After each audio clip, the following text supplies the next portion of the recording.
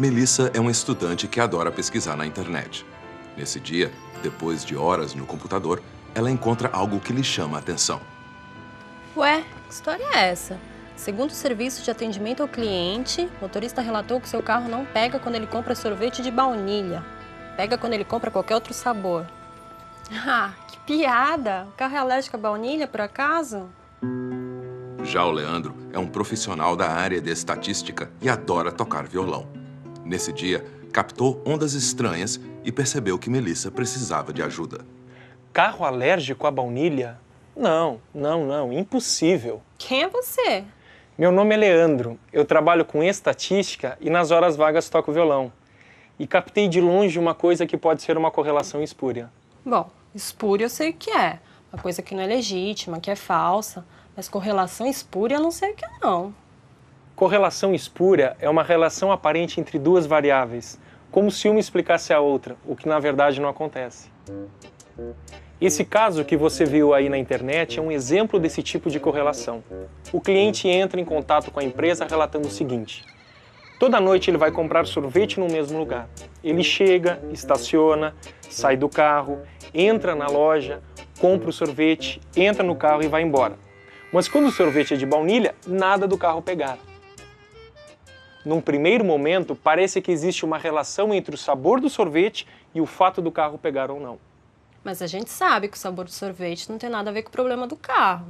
Quer dizer, seria absurdo demais, né? Nesse caso, é fácil perceber, mas às vezes a relação não parece ser tão absurda assim. Ela pode até parecer bem coerente e provável. Por isso, sempre que a gente percebe que duas variáveis podem estar relacionadas, tem de verificar se não existem outros fatores que também podem explicar essa relação. Então, nesse caso do automóvel alérgico a sorvete de baunilha, a gente precisa tentar descobrir qual o verdadeiro motivo para ele não pegar quando o dono compra esse sabor. E a explicação é a seguinte: o sorvete de baunilha é o mais vendido, por isso ele fica logo na entrada da loja, para facilitar a compra.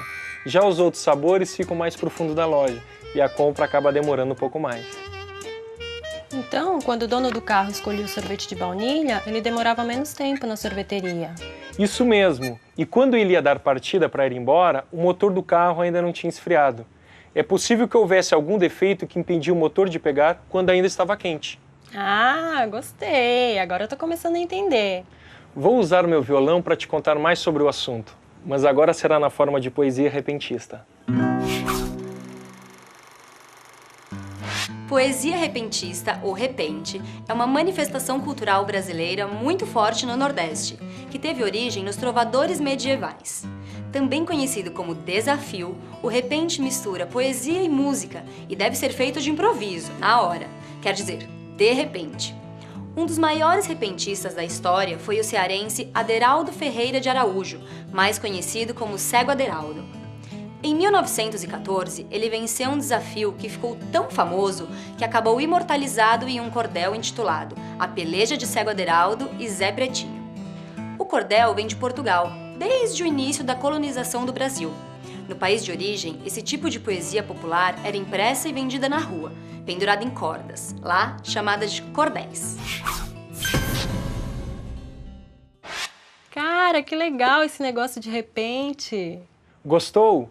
Então vamos fazer o seguinte: eu te desafio para um repente, mas esse vai ser um desafio diferente. Eu canto o repente e você tenta descobrir qual é a correlação espúria que aparece nos versos. Gostei! Pode mandar o primeiro repente. O bebê vem da mulher, ou será que é da cegonha? Diga logo qual o certo e não vá passar vergonha. Nossa, bebês e cegonhas? Vai me dizer que é uma relação entre o número de bebês recém-nascidos e a quantidade de cegonhas. Acertou! Vou te contar uma história. Em uma vila de pescadores na Inglaterra, estudantes de biologia perceberam que um aumento no número de cegonhas que migravam para o local ocorria ao mesmo tempo que um aumento no número de nascimentos de bebês. E alguém concluiu que a chegada das cegonhas tinha influência sobre o número de nascimentos? Parece que essa é mesmo uma correlação espúria. Isso mesmo, e como o caso era muito estranho, os estudantes buscaram uma explicação verificando outras variáveis. Eles observaram que a população da vila estava aumentando, e com isso aumentava o número de casas. e é nos telhados das casas que as cegonhas fazem seus ninhos. Por isso, o número de cegonhas tinha aumentado também. Claro, cidades maiores também nascem mais crianças. Muito bem, então vamos para mais um desafio. Filho dá trabalho à beça, é pressão que sempre aumenta. 2 filhotes a mãe dá conta, mas de 10 ela não aguenta. Deixa eu ver. De repente fala em aumento de pressão, também fala em número de filhos. Será que quanto maior o número de filhos, mais alta a pressão sanguínea de uma mulher? Essa não é das mais absurdas. É como eu falei antes, nem sempre as correlações espúrias são visivelmente absurdas. É por isso que as relações de causa e efeito sugeridas pelas pesquisas precisam ser sempre muito bem analisadas, mesmo quando parecem corretas. Nesse caso, se a gente pensar bem, uma mulher com muitos filhos fica mais nervosa, estressada, e aí pode acabar ficando hipertensa mesmo.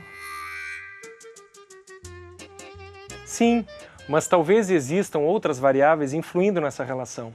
A gente pode levar em conta, por exemplo, a profissão da mulher, o seu nível econômico, o histórico médico, a idade. A idade, claro! Uma mulher jovem não pode ter muitos filhos. Para ter muitos filhos, ela precisa ter vivido mais. A pressão arterial pode ter a ver com idade, não com o número de filhos. Isso mesmo. Uma mulher de 40 anos tem muito mais probabilidade de ser hipertensa do que uma mulher de 20 anos. Mesmo que a de 20 tenha filhos e a de 40, não. Então a gente tem que ficar bem atento para essas coisas. Leandro, faz mais um desafio, vai. Tá bom, lá vai. 3 bombeiros num incêndio, é só o fogo que morre. 10 bombeiros trabalhando, dar em vítima não pode. Essa tá difícil, hein? Pensa um pouco. Descobri uma relação que não faz muito sentido. Quanto maior o número de bombeiros trabalhando no incêndio, maior o número de vítimas? Então, como é que você explicaria essa? Bom, se tem poucos bombeiros trabalhando para apagar um incêndio, muito provavelmente porque o incêndio é pequeno. Agora, se for um incêndio maior, tipo num prédio, vai precisar de mais bombeiros para controlar o fogo. E no incêndio de grandes proporções, a probabilidade de haver vítimas é muito maior do que no incêndio pequeno. A primeira impressão é que existe uma relação entre o número de bombeiros e o número de vítimas. Mas, na verdade, a relação entre o número de vítimas e o tamanho do incêndio.